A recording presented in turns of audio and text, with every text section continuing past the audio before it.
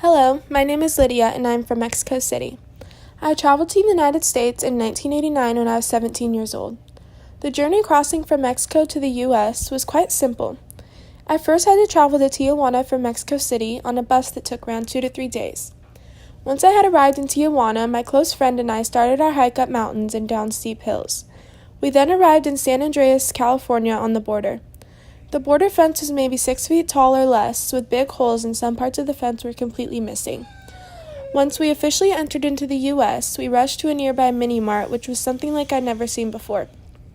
It looked so luxurious for being a place to buy simple necessities.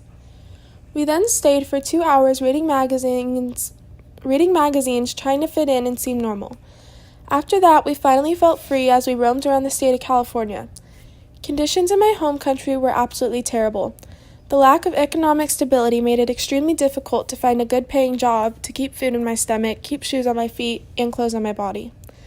After my father passed away to a tragic murder, it left my family without any income whatsoever.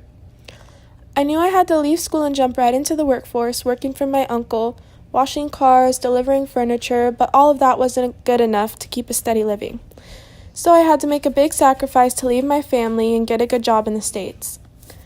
I was going to send them money every month to make sure they had good food to eat.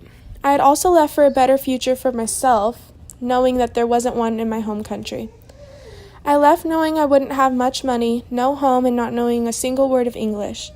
I then found a job at an aluminum making company that paid extremely well, and that is where I learned how to speak English. I then was able to purchase a nice mobile home, and buying food was no longer a problem. Clothes and shoes were easy for me to get. The positive side of all of this and being in this new country was that there was no poverty compared to my old country. The roads were paved and buying a vehicle was much more of a reality than a dream.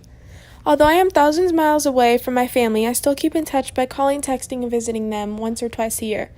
After living here for 35 years, I am now officially a United States citizen and could not be more proud. Thank you.